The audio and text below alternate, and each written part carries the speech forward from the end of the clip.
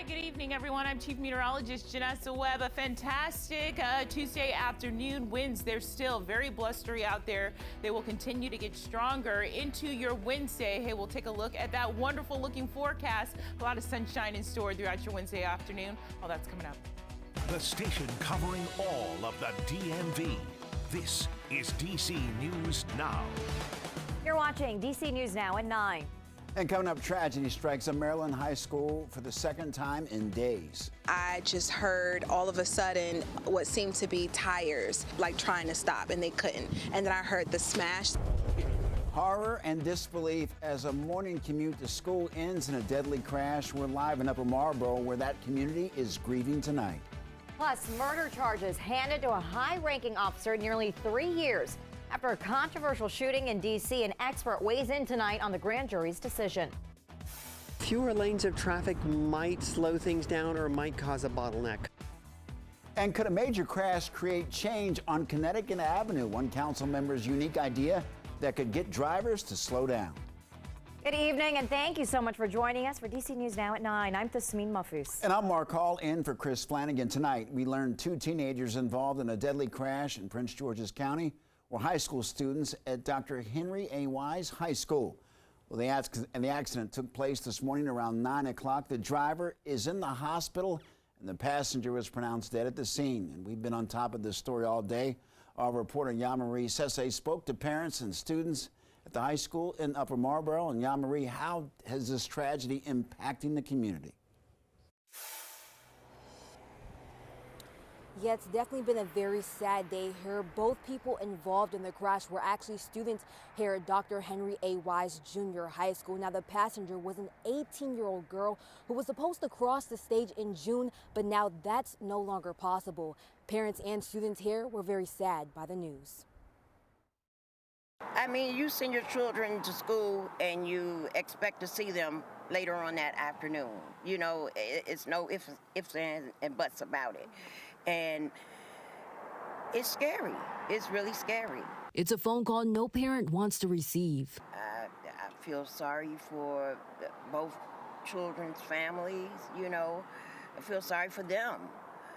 They just started life, you know. 2 Wise High School students were on their way to school when their car hit a landscape truck that was parked on the side of Ritchie Marlboro Road Tuesday morning. The noise brought neighbors outside. I just heard all of a sudden what seemed to be tires trying to stop, like brake, but it was like a very long, like 30 seconds stop, like trying to stop, and they couldn't. And then I heard the smash. Everyone was literally trying to run in and help the cars and see what had happened, but by that time, it looked like everything was too late. This is what's left of the vehicle. The right side of the door came completely off. Police say the driver, an 18-year-old boy, is recovering at the hospital, but the passenger, an 18-year-old girl, died at the scene. The tragic accident impacted many students in the Wise Puma community. One former student telling me on Instagram she was a great person and great to everyone. Elizabeth Lagon, a grandparent to a student here at Wise High School, says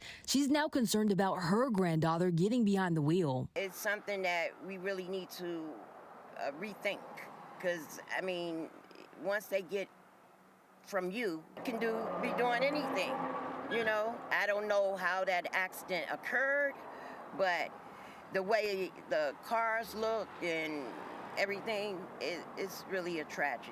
And she's keeping the family in her prayers. I just would like to send my condolences. It's got to be a lot they're going through at this moment, you know.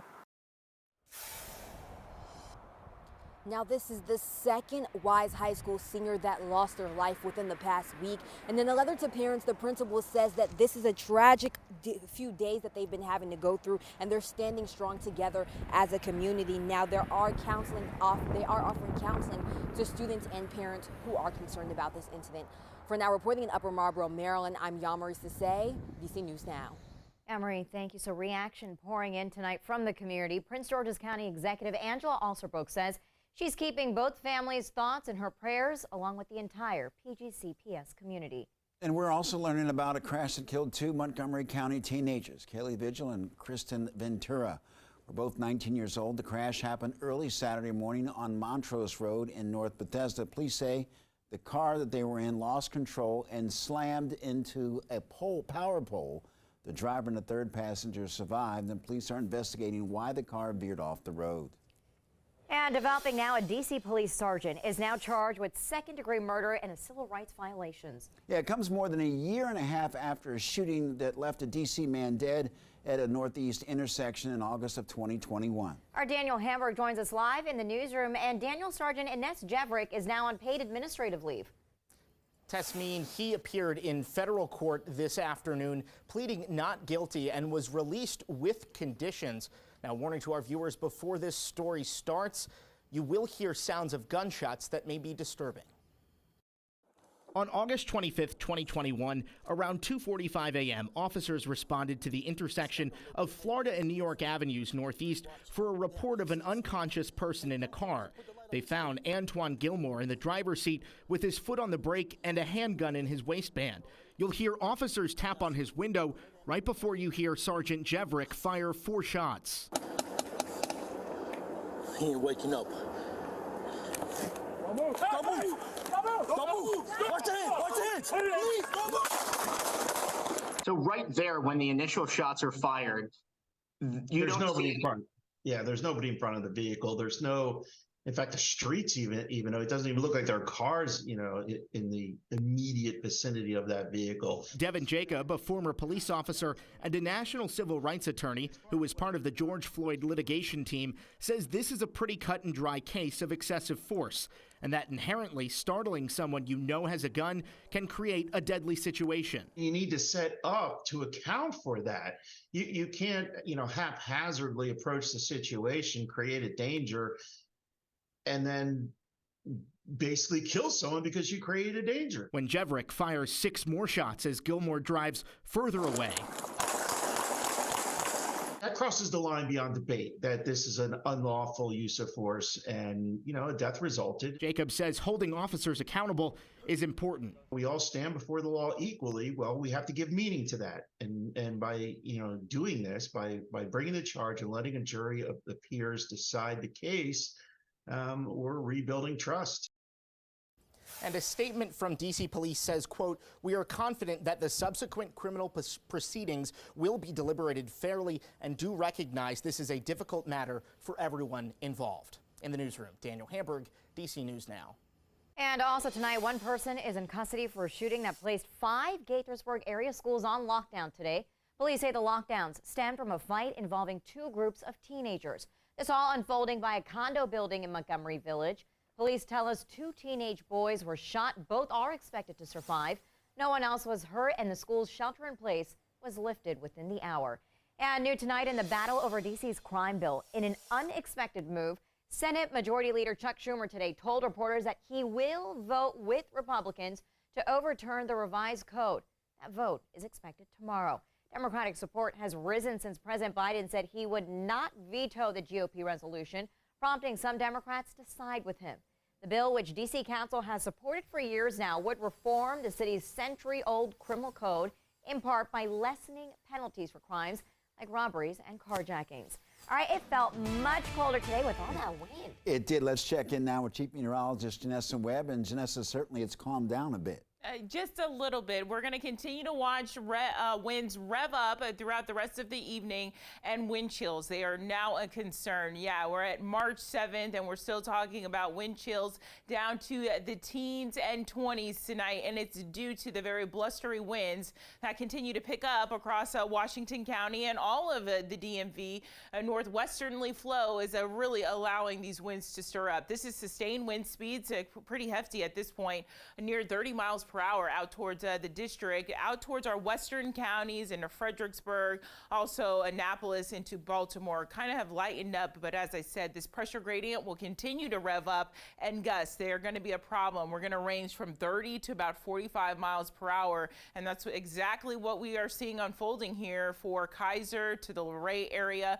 Above about 1,000 to 2,000 feet continues to be an issue. And really the winds, they will stick around throughout your Wednesday as as well. Highs today, we were in the lower 50s, so still well above average for this time of year. And tomorrow, we are still going to see our daytime highs in the lower 50s in most spots, but the feel-like temperature really going to feel more like we're in the lower 40s. So clear skies for tonight as you are waking up tomorrow morning. Hey, we're looking at a fantastic Wednesday afternoon. Very quiet weather pattern, but wind's still going to be an issue. And our weather team is now tracking kind of this broader storm system that will impact you going into your Friday evening. We'll check that out coming up.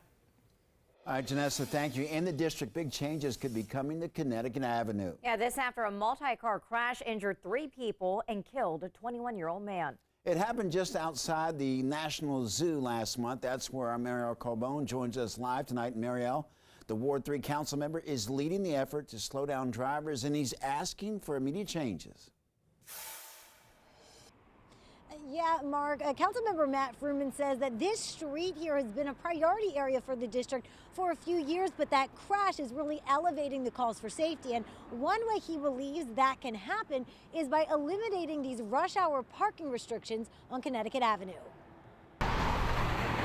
There is always a lot of traffic, but there's also always a lot of people here. Jeffrey Engels lives on Connecticut Avenue, just across from the National Zoo.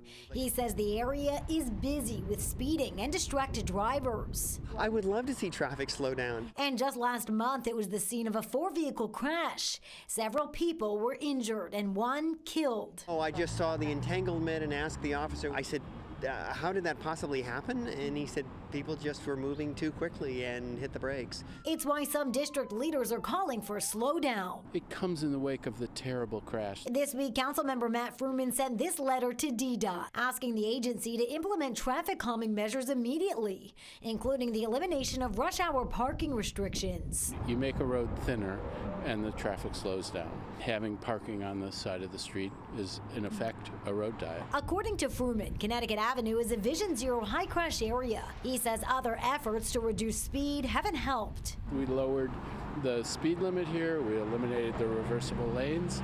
We still had the crash, so let's try something different. When I see something bad go on, yes, my heart clenches because it's like, oh no. Heather Fierce, who lives on Connecticut Avenue, says she sees reckless driving daily. And while she supports changes to make it safer, she's not sure what the right solution actually is. I think the most important thing is that whatever he decides to do or whatever happens is education. Fewer lanes of traffic might slow things down or might cause a bottleneck. I'd like to see whoever's out on the road just being more aware of the environment and what's going on. Now, Fruman would also like to see speeding cameras out on this roadway. And I did reach out to DDOT to get their response to that letter, but haven't heard back. But Mark and Thasmin, DDOT is currently working on a block-by-block safety plan for Connecticut Avenue. Reporting live in Woodley Park tonight, I'm Marielle Carbone, DC News Now. Marielle, thank you. And coming up, kidnapped and killed in Mexico. The Americans who traveled there and why officials are sending out a warning. And the country's in the midst of an opioid epidemic, and concern continues to grow right here in the DMV tonight. A meeting to help tackle the problem head on in Loudoun County.